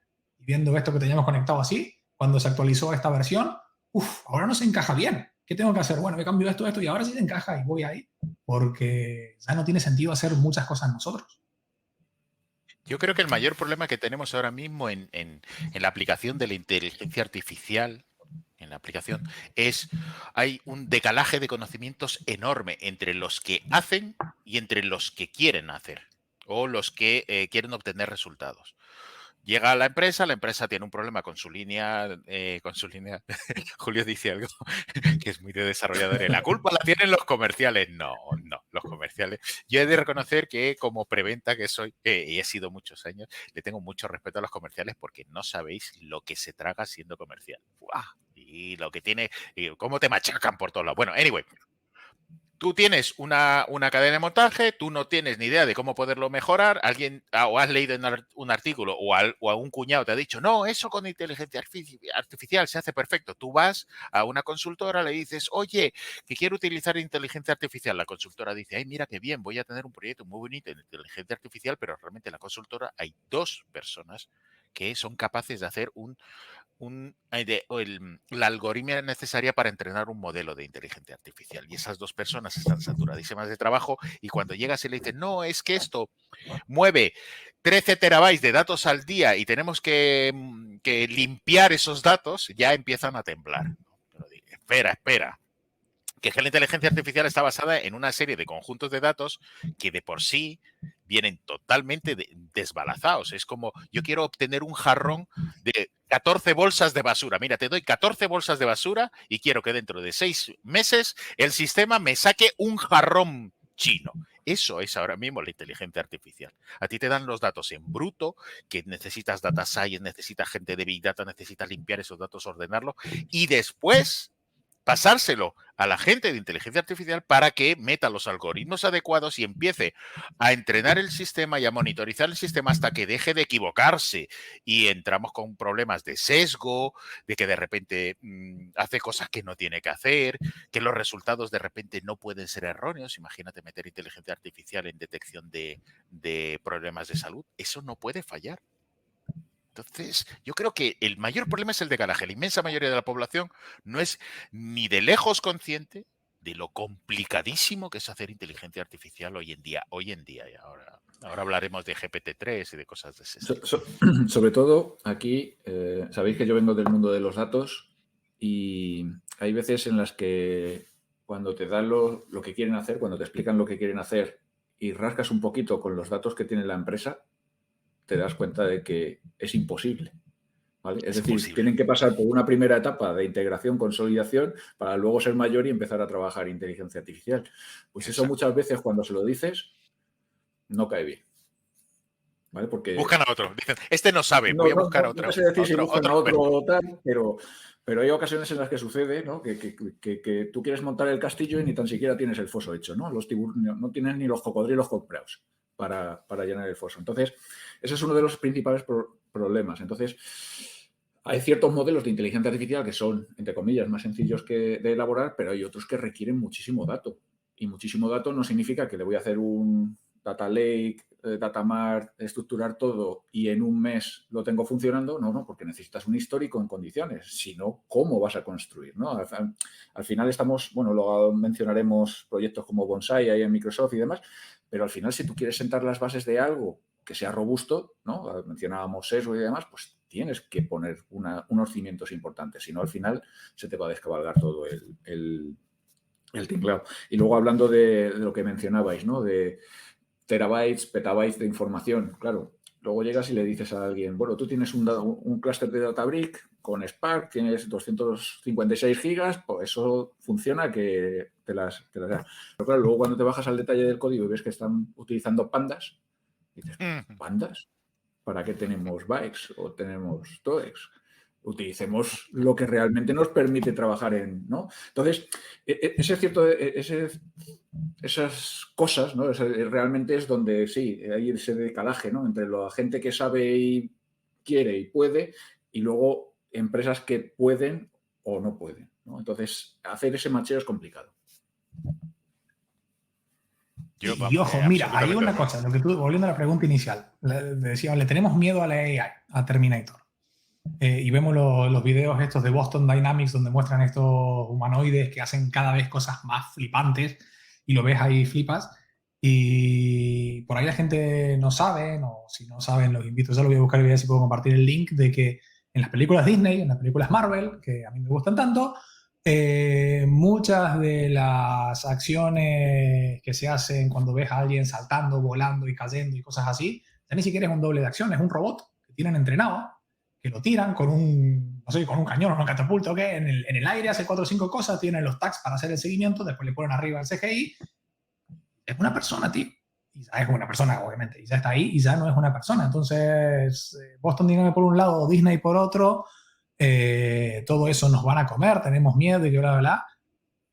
Eso no se puede hacer en tu casa. Eso yo no tengo. Tal vez Juan sí, porque Juan se compra cada día una placa gráfica más potente. Entonces, capaz que pueden tener un modelo para eso. Pero eso no son cosas que puede hacer todo el mundo. Eso lo puede hacer Google, lo puede hacer Disney y lo pueden hacer 4 o 5 en el mundo.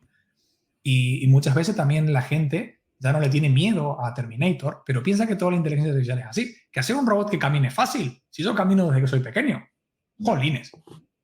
Simplemente, y yo esto lo he programado, hacer un algoritmo. Tú tienes un robot de estos que hacen con 2 ruedas, tipo un, ¿cómo se llaman? Los que usabas para caminar. Bueno, este que tiene 2 ruedas en el costado y hace equilibrio y no se cae. Hacer que haga eso algo, cuando tienes un Arduino pequeñito que controla con servomotores las ruedas y luego un sensor de un giróscopo para ver cómo va el balanceo, programarlo es complicado. Hacer un modelo, entrenar un modelo para que esto haga así y funcione en lugar de con una programación simple con el modelo, no son 30 sensores, 30 muestras de datos de los sensores. Tienes que usar mínimo como 40.000 para que el modelo sea coherente y no se caiga. Complicadísimo. Hacer cosas de Machine Learning es complicadísimo. Entonces, tenerle miedo, ir para aquí, ir para allá, lo que tú decías recién de los datos, tío. Tiene que empezar a pensar en datos en una escala que es brutal. Y lo que decíamos antes, alguien que haya hecho 2 semanitas en un curso de JavaScript, pues habrá aprendido JavaScript. Y alguien que haya hecho un cursito online de Python y Machine Learning aprenderá pandas. Y encantará lo que tú decías, encara con pandas un data lake que si lo ve desde acá, lo veo yo y termina en Wisconsin, más o menos. Y totalmente. Que pandas no era la herramienta. Y es un tema complicado, pero también es un tema interesante. Yo ahí veo más alegría, veo más oportunidades para crecer y para hacer las cosas bien, porque me parece que como disciplina también hay mucho, y esto lo hablamos en el podcast cuando hablábamos de los 9 gigantes, hay mucha introspección, hay mucha retrospectiva, mucho decir qué estamos haciendo, qué no estamos haciendo. Hay players que van a lo suyo, como siempre, pero hay mucho, la comunidad también está empezando a ver cosas como, hey, ¿cómo podemos hacer esto bien? ¿Qué implicaciones tiene esto? ¿Qué cosas van a empezar a surgir? El mejor ejemplo de esto, y no tengo el link, ya lo voy a buscar, es GPT-4. El GPT-3 es uno de los modelos de inteligencia artificial más grandes que se fueron públicos en estos últimos años. Tú luego pondrás algunos ejemplos de cosas que gente ha ido creando. Pues es un modelo que es brutal, y en este que decían, donde hay chatbots que usan GPT-3, donde tú ya te cuesta reconocer si lo que hay del otro lado es una persona o es un robot, cosas así. No me acuerdo la cantidad de parámetros que funciona. El parámetro es como una métrica que son billones. Es una métrica en la que básicamente se definen cómo en la red neuronal se puede configurar, por decirlo de una forma simple.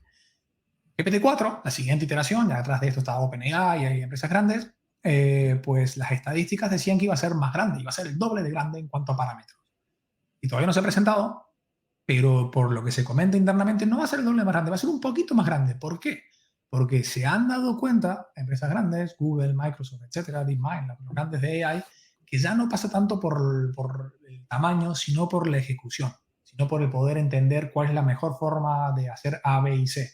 Y antes era muy complicado entender cómo se hace A, B y C. Pero con todos los esfuerzos que hay esto no me va a salir en español, de interpretar un modelo de inteligencia artificial, de tratar de entender cómo funciona, por qué hace A, B y C, ayuda a que, hey, ya hemos generado herramientas para poder interpretar un modelo. Antes eran cajas negras, pero ahora que lo podemos interpretar, podemos empezar a ver cómo podemos hacerlo funcionar mejor.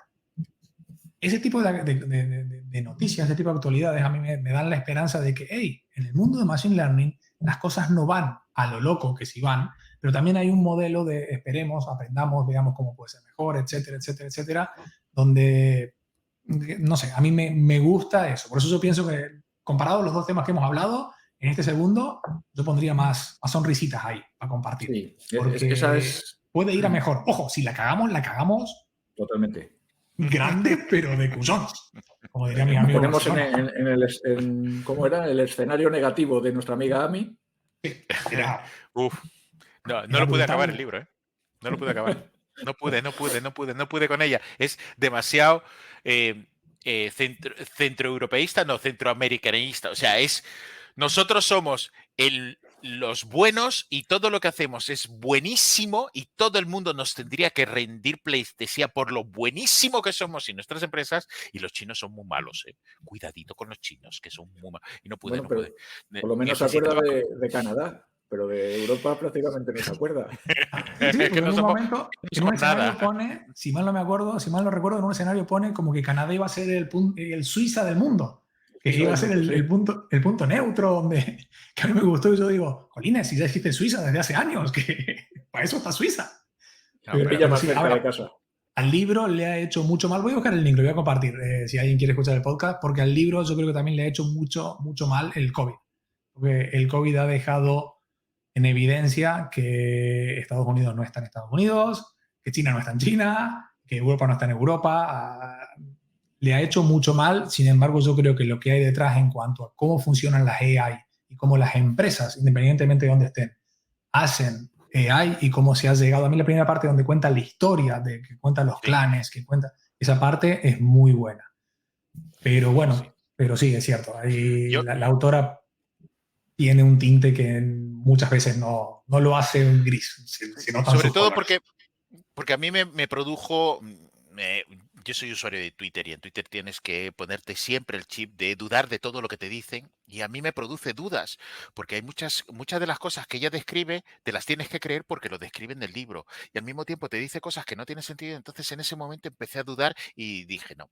Es que no me voy a creer lo que me diga. Y entonces, pero aún así, insisto, tiene razón el Bruno y Alberto, es un libro muy recomendable para entender en dónde estamos. Y permitirme, y esta vez yo, como no soy de Microsoft, pero sí permitirme señalar que una de las compañías que para mí más me impresiona su acercamiento desde un punto de vista ético y desde un punto de vista de visión a largo futuro de cómo desarrollar la inteligencia artificial es justamente Microsoft. O sea, tiene un decálogo de cómo hay que construir la inteligencia artificial, pero no desde un punto de vista técnico, sino desde un punto de vista de tiene que ser confiable, tienes que evitar el sesgo, tienes que tener cuidado con los resultados, tienes que entender por qué por qué llega a las conclusiones en que llega. O sea, creo que son 7 puntos fundamentales de cómo hay que desarrollar la inteligencia artificial, que yo no se lo he leído a nadie más. Puede ser que porque yo doy ese curso y lo he tenido que leer, pero impresiona porque y después ves los desarrollos y dices, coño, es que es de verdad, lo están diciendo en serio, no es, Pero no eso es, es no es porque comercial. aprendieron, hicieron una buena retrospectiva de cuando pusieron el chatbot Sí. ese que terminó siendo un poco radical. Pero eso Entonces, fue culpa de fue culpa de la gente de Twitter, tío. Es que cómo pones un chatbot que aprenda de Twitter, tío. Es que, ya, es que ay, no son Es tan que, buenos los de Twitter, como dice Bruno.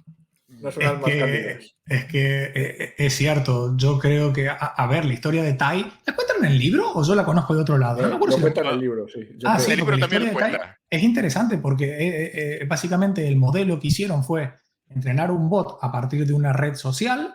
Sí, porque fue en el libro, porque lo cuenta cuando lo cuenta la parte de Sí. China, donde una red social que es muy controlada, es muy en un modelo asiático, más moderada, entonces el bot aprende bien. Y dijeron, pues si esto ha funcionado acá, también funciona en Twitter. Y a nadie se le ocurrió pensar que en Twitter, que en Twitter pasan cosas como la que ha pasado estos días con Elon Musk. Y jolines, yo creo que el Tai, creo que se llamaba el bot, creo que ese era el nombre, Sí, ahí sí. duró, no llegó Un al día. día, ¿no? No llegó al Sí, Un día día, muy un día. de... poquito, muy poquito. Al día ya En horas estaba ya haciendo. sabía. Sí, estaba. Al día ya estaba insultando a la gente y además insultándolo con insultos racistas, tío. O Sí, sea, sí, que fue como totalmente. todo. ¿What the? Auténtico. Bueno, pero es que Twitter cada vez me parece el emblema de la humanidad, tío. Te encuentras Pero lo ahí, mejor y lo ahí te peor. pones a pensar, yo siempre me pongo a pensar, ¿no? Hace poco también, bueno, hace poco, o sea, el año pasado fue, perdón, alguien generó un modelo de Machine Learning donde a partir de una imagen de muy poca calidad de un rostro, te generaba una imagen de mejor calidad del rostro. Sí. Y entonces empezaron a hacer pruebas y la gente flipaba porque agarraban una imagen, por ejemplo, de muy poca calidad de Obama y cuando generaba la imagen era un tío rubio y de pelo rubio. Y tú dices, Inés. Y había unas cosas brutales, brutales de decir, el que ha entrenado esto ha tenido, más allá de que ha entrenado el modelo, lo ha entrenado con un dataset que no tenía mucha diversidad étnica, que digamos, por lo que parece.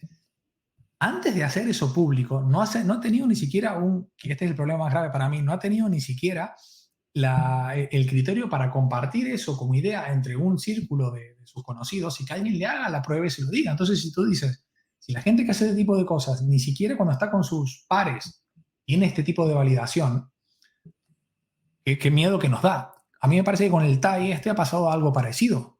Alguien ha dicho, esto ha funcionado en esta red social, lo hagamos en Twitter, y nadie de los que estaba por ahí ha levantado la mano o conocía Twitter y ha dicho, pues esto en Twitter mal. No, Porque en Twitter solamente hay que crearse una cuenta, estar ahí 2 días, y tú te creas tu cuenta, metes en Twitter y dices, mira qué lindo día, y ya te va a aparecer Y alguien, que tú eres un subnormal, cruje. que acá está nevando. Y otro va a decir, para ti es lindo, pero a mí se me ha muerto el perro, ¿por qué me agredes a mi Exacto. perro?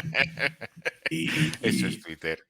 y Twitter Sí. es así. Entonces, si en nadie de los que migró este modelo para funcionar con esta red social a esta otra, tú te pones a pensar, ya no es un problema de la red social, ni siquiera es un problema del modelo, es un problema de la gente Del data science, sí. que no conoce, que falta, ahí ya volvemos a lo que también hablamos en el episodio, lo que habla Amy Webb, que al no tener equipos diversos, no tener equipos, ni siquiera ser diversos de cultura, ¿no? Perdón, de étnica, de diversidad cultural, de conocer A, B o C, tú dices, esto va a funcionar aquí, pero no va a funcionar allá.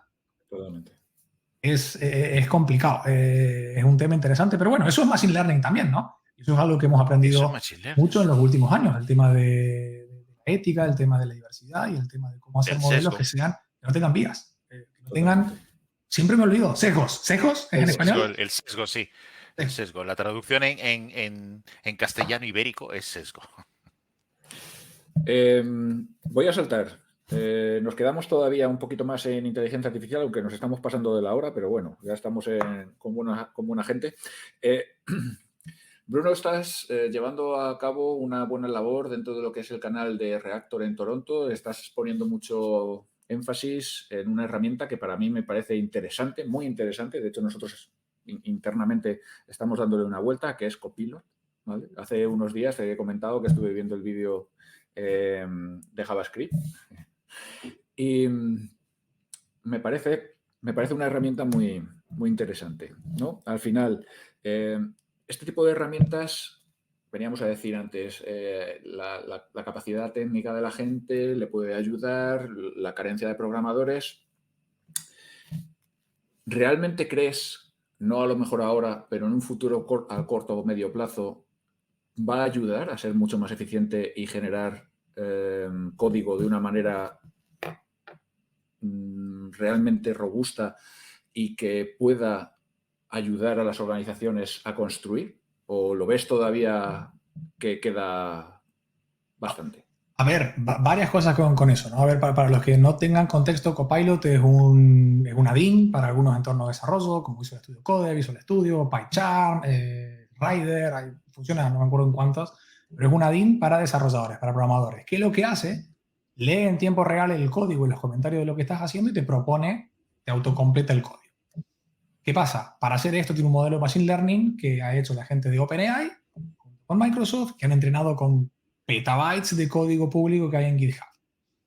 Funciona genial. Si te gusta esto, funciona genial. ¿Por qué? Porque vas escribiendo cosas y ves cómo Copilot intenta autocompletar el código. Y muchas de las cosas que propone como completar están bien, funcionan bien, tienen sentido, es el código que querías escribir. Y entonces, cuando empezaron a ver todo eso, se abrieron muchos melones en cuanto a esto va a dejar sin trabajo a los programadores. Yo no va a dejar sin trabajo a los programadores. Pero sí va a ser más fácil la vida en algunos escenarios. Por ejemplo, yo empecé a hablar de Copilot y en los lenguajes en los que lo estaba utilizando, que eran C#, C++ y Python. Después de que hice un par de sesiones sobre eso, empecé a mostrar, hey, Copilot, cómo funcionan estos entornos de desarrollo, también me ayuda a escribir documentación, Markdown. Yo cuando termino de hacer una demo de algo, por ejemplo, tengo que hacer un repo, este repositorio, tengo que tener un README, y en el README digo, mira, si queréis utilizar esto, hacer A, B, C y D, cuando haces A, B, C y D, esta es una de las porciones de código, me iba autocompletando la documentación. Iba entendiendo lo que yo hacía, lo que yo había de código en ese repositorio, y cuando yo decía la forma de, no sé, de compilar, por ejemplo, esta imagen de Docker, y me generaba el ejemplo de código, podemos hacer un Docker build para compilar la imagen. Estoy utilizando este sensor, y este sensor tiene esto, estoy utilizando este sensor en Raspberry Pi que tiene estas capacidades y me autocompletaba las capacidades del sensor porque, de nuevo, ha aprendido en base a código que hay. Pues genial. Yo el siguiente paso, cuando terminé de hacer todo eso, dije, hasta acá llegué, me dijeron, hey, ¿y esto funciona con JavaScript o con TypeScript? Y yo como dije, mira, ese no es mi taza de té, eso no es lo mío, pero voy a agarrar unos tutoriales, voy a hacer un par de cursos de TypeScript y de JavaScript con Copilot. Y flipé. ¿Por qué? Porque yo programar algo sé. Lo que no sé es sintaxis, lo que no sé es implementación. Pero claro, me ponía en TypeScript y le decía a Copilot, genérame un array de tal cosa. ¡Pac! Genera el array. Bueno, y ahora quiero ordenar este array, pero quiero tener en cuenta A, B y C. Y me mostraba la porción de código que hacía ese sort o ese filtro o lo que sea. Y yo digo, ¡hala, mira! He aprendido a hacer un sort. Ojo, muchas veces cuando le pides algo a Copilot alucina cosas que no son, pero aunque sea para aprender, a mí me sirve un montón. Y lo mismo hice con JavaScript. Y en TypeScript dice, a ver, Copilot, ¿cómo haría aquí para utilizar OpenCV? Que yo OpenCV lo uso muchísimo. Y me mostraba ejemplos de código. Yo, mira, acá hay una librería que la puedo usar aquí o allá. Una de las sesiones que quise hacer con Copilot, que no funcionó obviamente, fue, voy a intentar controlar una rumba. Yo tengo el aspirador acá y le voy a decir, a ver, Copilot, dime código para controlar una rumba. Empezó a sugerir código. En todo ese código había unas librerías en Python. Importé las librerías y las librerías me permitían controlar la rumba. Hey, es una herramienta que no te genera el código que necesitas, te va a generar el código que necesitas. Yo no diría que te deja de generar. Con Copilot no te hace falta más programadores, pero sí que ayuda. Y así como hace 20 años apareció el IntelliSense, y cuando escribías un poco te ayudó a autocompletar, Copilot es una especie de super ultra mega IntelliSense 20, 30 años después, donde lo que te va a ayudar es autocompletar. Y bueno, te rompe un poco el flow cuando eres programador, porque al final ya no escribes tanto, sino que mientras escribes tienes que ir viendo lo que te sugiere y vienes mentalmente evaluando si funciona o no funciona, pero es brutal. Y lo comentábamos antes de empezar, no es el único. Facebook ha creado el suyo, hay otros que han creado, cada uno está creando el propio. Y AlphaCode de Google. Exactamente, porque ahí hay algo. Y de nuevo, no es una idea nueva. Hay tantos repositorios de código. Los Transformers, que es un modelo específico en Deep Learning, donde está basado, por ejemplo, GPT-3, son tan populares y se han visto que funcionan tan bien que ¿por qué no alimentar un modelo con Transformers en lugar de contexto con código? Y a ver qué hace. Y lo de Copilot para mí es flipante. Yo ya ahora he pasado al punto donde ya no voy a hablar más de lenguajes porque me he cansado, pero voy a empezar a invitar gente que lo está utilizando la semana que viene o la otra, creo que viene. No me acuerdo quién viene alguien, me va a matar el ponente, pero viene alguien a decir, yo estoy usando Python, él está escribiendo código en Python con PyCharm, un entorno de desarrollo de JetBrains que tiene Copilot y le vuela la cabeza. A fin de mes vendrá a hablar Eduard Tomás, ese sí me lo acuerdo, que él usa Copilot en C# con Visual Studio 2022 y me va a contar a ver qué le parece. Todo el mundo tiene su opinión de Copilot y yo creo que es algo que como ejemplo de inteligencia artificial aplicada, a los que somos programadores nos tendría que abrir la cabeza en el decir, hey, esto realmente es AI. ¿Qué pasa? También, siendo sincero, yo no podría entrenar Copilot en mi casa. No tengo la capacidad. No sé cómo va a funcionar. Mira, José dice ahí que en Visual Studio le ayuda a completar código que muchas veces es correcto. ¿Sí? Muchas veces te ayuda. Yo no uso Copilot para decirle a la solución, sino que por ahí abre un CSV del disco y escribe las 3 líneas que hacen falta en Python para hacerla, porque yo no me las acuerdo de memoria. Y en eso no le erra. Si tú le pides que haga cosas simples, será muy complicado que Copilot te sugiera código que no es el que está ahí. Pero cuando le pides cosas más complejas, Copilot alucina y te da cosas más complejas, pero hay más probabilidades de que el código no sea el bueno. Para aprender, para ayudarte y cosas así, va como un tiro. Ojo, también, está entrenado con mucho código público. Aquí también empiezas a ver hay temas de licencias, de ese código licenciado o no, qué tan buena es la calidad del código. Al código generado por Copilot se ha visto que tiene problemas de seguridad, te genera por ahí SQL y las mete dentro de una serie de códigos donde tiene problemas de SQL injection. Hace falta echarle un ojo, hace falta verlo y verlo. Como todo, claro. Pero genera código, tío, y funciona como un tiro y estás contento. Aquí la siguiente ligación iba ahí un poco, ¿no? Buscándole en las cosquillas a Juan, es si programar es un arte para Juan y Copilot programa, la inteligencia artificial es capaz de crear arte. Juan, ¿cómo lo ves? La inteligencia artificial ahora mismo ya es capaz de crear arte, pero no va a poder hacer código nunca. A ver, dejarme explicarme, porque no es que yo sea un desarrollador de los que ponen el código en el centro, que lo hacemos todos, no. El tema es el siguiente. La inteligencia artificial necesita un entrenamiento para conseguir llegar a un nivel de abstracción, ¿vale? Eso está claro. ¿Quién va a entrenar esa inteligencia artificial como para poder enfrentarse a lo que nos enfrentamos todos los desarrolladores, no en la parte, digamos, automatizada? Hacer un CRUD, buscar una fórmula matemática, hacer el algoritmo para una serie de fórmulas matemáticas que hay que aplicar. Eso vale. Pero cuando te encuentras con muchas soluciones, de esas muchas soluciones no sabes cuál es la que realmente funciona bien y cuál la que no funciona bien. Cuando estás enfrentándote a problemas que no existieron antes, que es lo que nos pasa a todos los desarrolladores. Nos enfrentamos a algoritmia que podemos buscar en Stack Overflow cómo otra persona lo hizo, pero nunca se aplica exactamente a nuestro problema. Yo veo muy difícil que la inteligencia artificial ahora mismo, en este momento, ahora mismo, sea capaz a un corto plazo, a 5 años, poder sustituir a un programador para hacer cosas complejas. Y ya lo quiero ver en el momento en que tenga que refactorizar código que sea deuda técnica, código sintes, cuando tenga que hacer refactorización, vamos a ver, cuando ahí sí el ser humano se enfrenta a problemas serios, lo veo muy complicado. Por otro lado, tengo que también decir una cosa y reconocerlo. Copilot lleva 1 año en el mercado. 1 año. ¿Os acordáis cómo eran los coches con 1 año? ¿Cómo era la tecnología, cualquier tecnología con 1 año? O sea, ¿cómo eran los ordenadores cuando apareció el primer transistor? O sea, ¿y en dónde estamos ahora mismo? Dentro de 100 años, muy posiblemente el desarrollo, el mantenimiento del desarrollo lo hagan sistemas de inteligencia artificial y los desarrolladores nos dediquemos, pues, yo qué sé. No lo sé. Analizar vulnerabilidades o encajar las piezas, como decía Bruno al principio. Encajar las piezas. Pero el problema de la inteligencia artificial es que cuando se hace, bueno, vosotros lo sabéis mejor que yo, cuando se hace lo suficientemente compleja, No eres capaz ni de entender cómo hace las cosas, por qué llega a las conclusiones que llega. Entonces, ¿cómo vas a buscar vulnerabilidades de un sistema que no entiendes? Porque lo que ha desarrollado ese sistema tiene una complejidad más allá de la capacidad humana. Y no estoy hablando en el futuro, eso ya ocurre. Azure, literalmente Azure, no sé cómo se llama el vicepresidente de Azure, es Nochovich o bueno, el Bruno sabrá cómo se llama, ¿vale?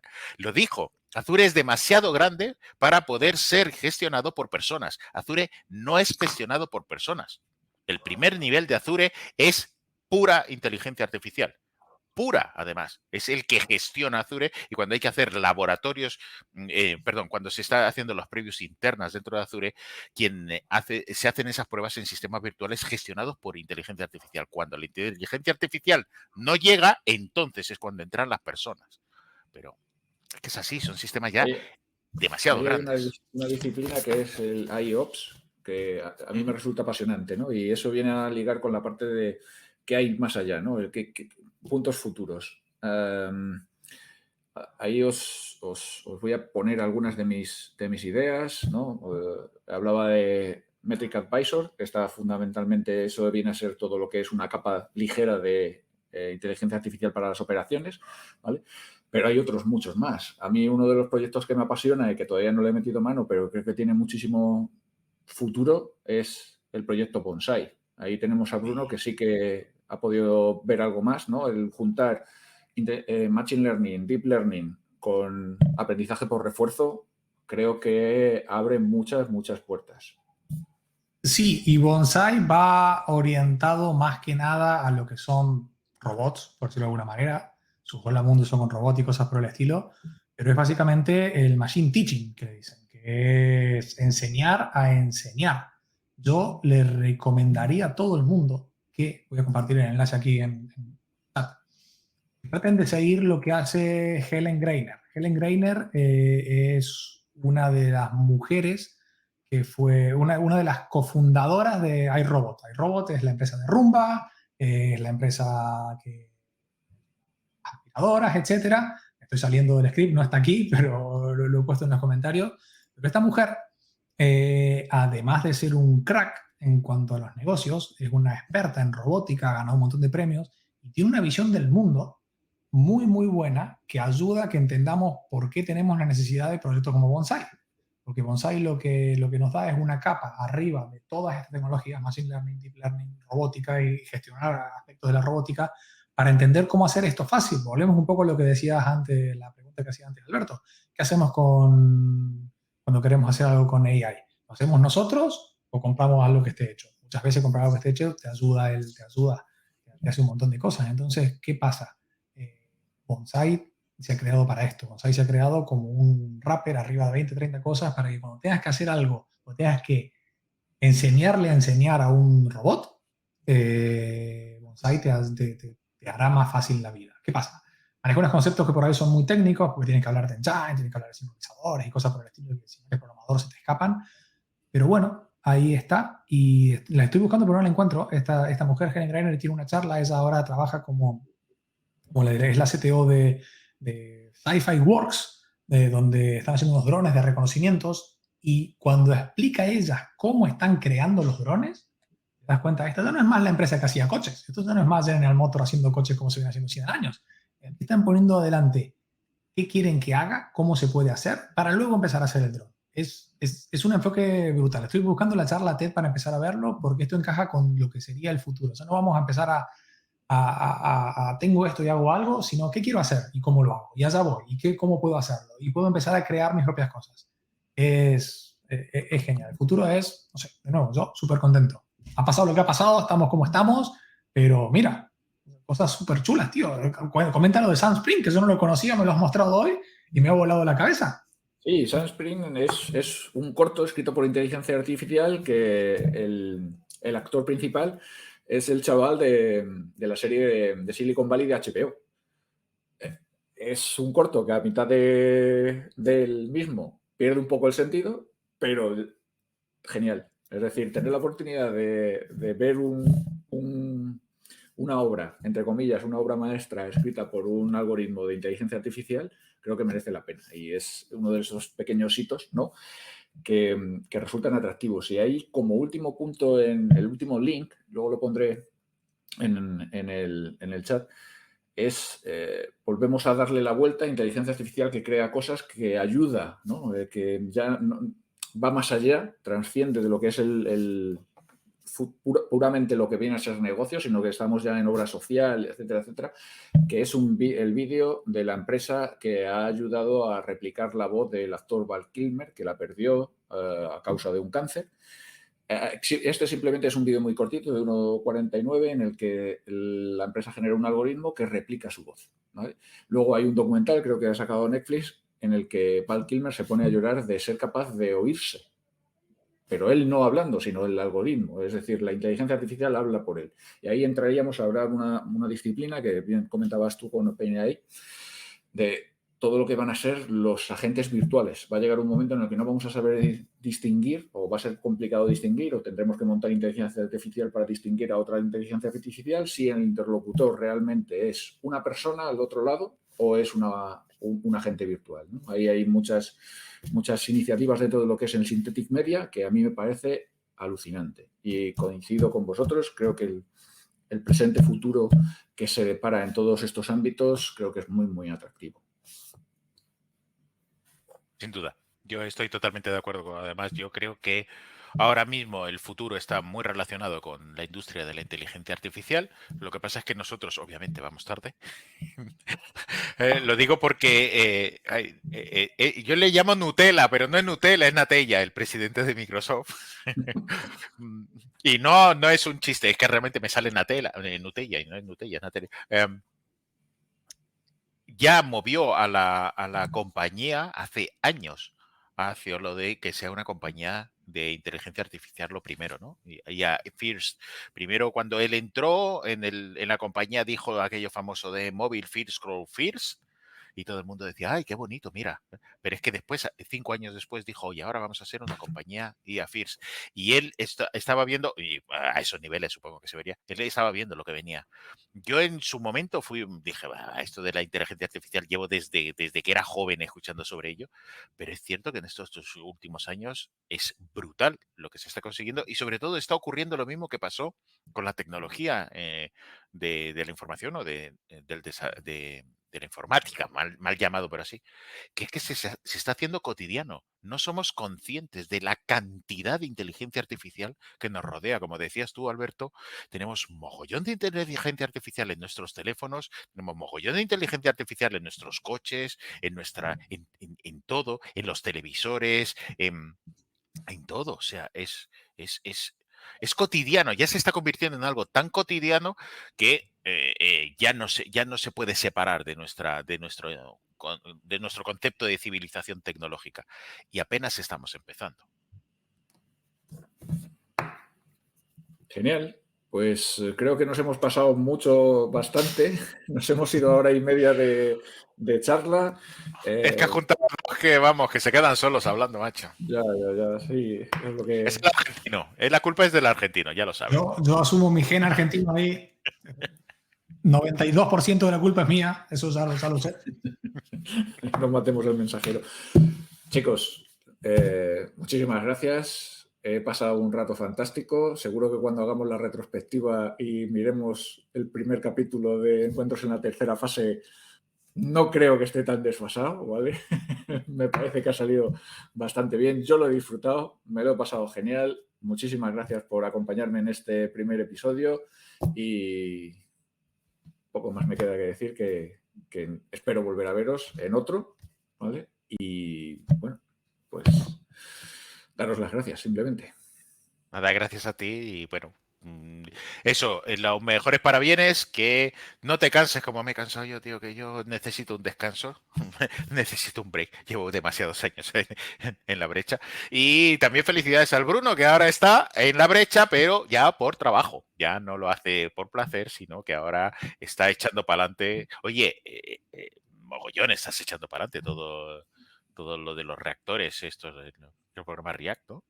He sido, sin buscarlo, parte de la gran renuncia. No había escuchado el término en español, pero me lo estoy pasando genial, tío. Un poco lo que decíamos recién, ¿no? Tener la oportunidad de cambiar en un sitio donde estés bien, donde vivas bien, donde tus prioridades ya no sean el subir o matar. Estoy encantado y por eso aprovecho también para darte las gracias, Alberto, tío. Yo creo que hace falta estos espacios. Gracias por invitarnos. Sí. Ojalá que se cumpla lo que dices de que con el tiempo esto madure bien. Tengo mis dudas, pero bueno, aquí estamos. Y para lo que sea, para la próxima, para lo que sea, encantado de estar por aquí. Y mucha suerte, tío, con lo que sea. En lo que podamos ayudar, tú nos avisas y ayudamos. Seguro. Pues nada, que... ¡Uy! Que se me ha quitado el filtro, que este soy yo. Ay, madre de Dios. Espera, que me voy a poner mi verdadera cara. Ay, no, ese no soy yo. No, perdón. Eso también es con inteligencia artificial, por cierto. Eres un Sí, esto me lo enseñó usuario el Bruno. avanzado. Esto me lo enseñó el Bruno. Hey, Bueno, pues lo es dicho. complicadísimo Y darse cuenta. En esta se das cuenta, pero hay algunas que son simplemente filtros de make-up y cosas por el estilo que hasta que alguien se lo saca, tú no te das cuenta, ¡hala! Eres así en realidad, pues mira cómo eran las cosas antes, etcétera. Esta sigue siendo para mí, las dos, el de hombre a mujer, el de mujer a hombre, siguen siendo de las más logradas. Hay muy buenas, mira esta. No, Perdón, pero la cantidad este de mejor. puntos que detectan para Sí, dar la forma al pelo, al rostro, a las cosas, las sombras y todo, son. sí. Cuando conoces un poquito de computer vision, flipas que hagan esto en tu máquina local con una cámara que no es 3D, con una cámara 2D, por decirlo de alguna manera, ni siquiera tienes ahí, es brutal. Sí, es que nos liamos hablando de nuevo y yo tengo que ir a otras cosas.